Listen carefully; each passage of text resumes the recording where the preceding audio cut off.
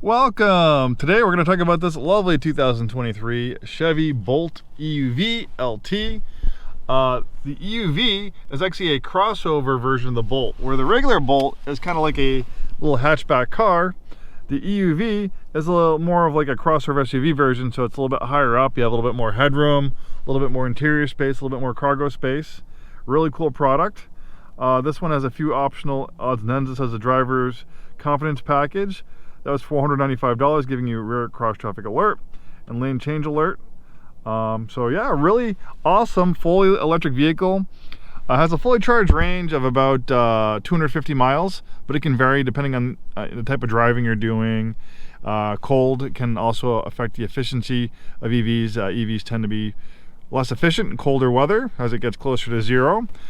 It kind of gives you a range. You can see right now the estimated range is 161 miles, but it could be as low as 132 or as high as 191, as depending on the way you drive.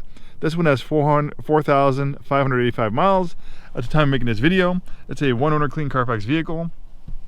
The Bolt is a nice, affordable EV. So if you're looking for a fully electric vehicle, the Bolt's a great choice. Obviously, Tesla's the name of the game as far as EVs go.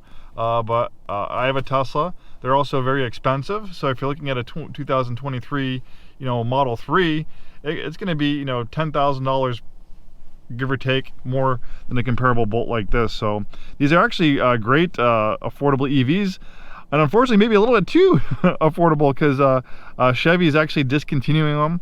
They're going to have a new affordable EV in the future, but I don't know how long. I think the reason being is it's straight economics. I think Chevy was selling these at a loss. They sold everyone they could make, but when you are making more and more vehicles and you're losing money on them, you're losing a lot more money. The thing with GM is that they have to get into an economy of scale, and they're working on their own EV technology. The Bolt's actually made in conjunction with LG. LG is a Korean company. They make batteries and a lot of electronics. So basically, Chevy provides the shell of the vehicle, and then LG puts the electric motors in it and the batteries, and they make the Bolt in conjunction.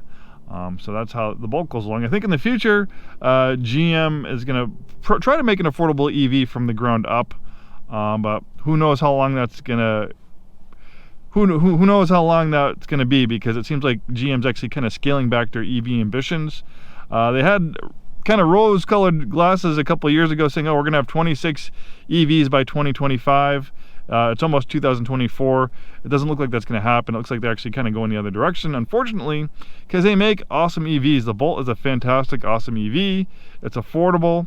And the one thing that you'll know about EVs, that you'll learn when you own one very quickly, is you're not just going to save money on gas versus electricity, which you'll save a lot, but you're also going to save money on maintenance. I don't know if you've ever been to a vehicle service department. Well, it's a profit-making center. I know, I work at a dealership. They try to upsell you. Oh, you want to do the 30K service? Maybe we should change the spark plugs. Maybe we should do a fuel system or EFI service. It's 90,000 miles. It's time to change your timing belts. We have a check engine light. It looks like your catalytic converter went bad. Those are all things you're not really going to have to deal with an EV. An EV is very simple.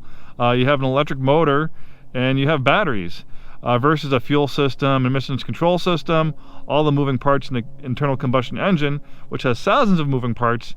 This has dozens, so there's far less to go wrong. And you have a very robust warranty in the battery and the drive unit, so very little to worry about.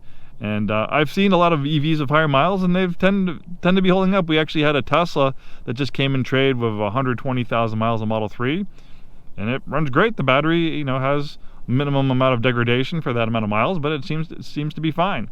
So this can be a very robust, long-lasting vehicle that will save you money on maintenance and on gas. And as far as brakes go, with regenerative braking, you'll probably never have to do the brakes, maybe like at 150,000 miles.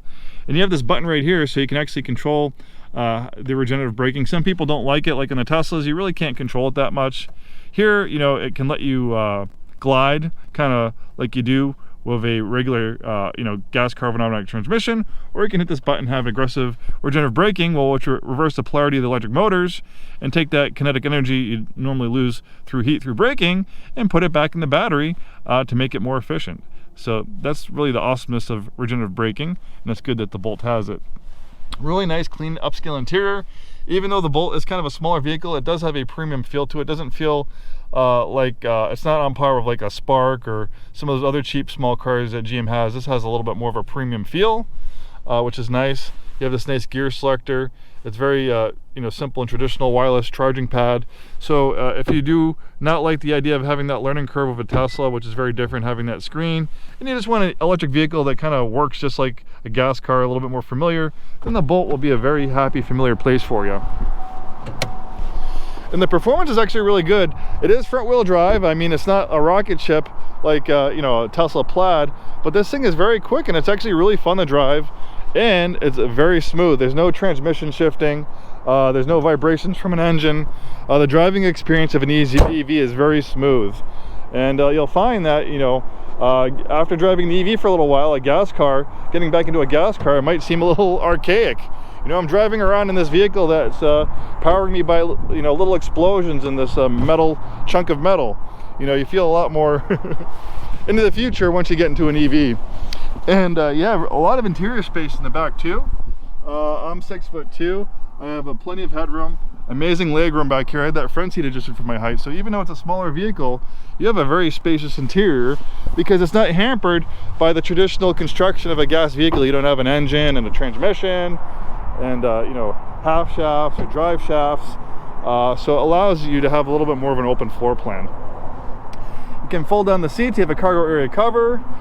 Here are the chargers. So you have an adapter for a 220 outlet, a 1450 adapter. This is kind of going to be your mainstay as far as charging. You'll get a full charge overnight, probably a full charge in about 4 hours, which is good. And then you have a regular 110 outlet. This is going to be less efficient. It's going to add about 2 to 3 miles of range per hour. So I mean, if you don't drive more than 20-30 miles a day, this might be fine, but I do recommend getting a 220 outlet installed at your house so you can have that faster charging. And then you just have a backup, maybe if you're going on a trip to grandma's house or a friend's house and you want to top off, for a few hours while it's sitting there in the driveway or something like that, get an extension cord, things like that. And of course, there's a lot of options for fast charging. In fact, GM made a deal with Tesla so they can start opening up. I think, in fact, they're starting to do it now. They're starting to open up their charging network to GM EVs. And Tesla is eventually going to provide an adapter, so you can have an adapter even though it's a different style charger in this Bolt, so it will work with Tesla superchargers. In fact, GM's going to switch to the Tesla charging standard. So the same, style chargers for Teslas, GM's going to start putting those exact same ones in their future EVs. So there we have it. One beautiful example of a 2023 Bolt EUV. Thanks for watching. Hope to see you soon and have a wonderful day.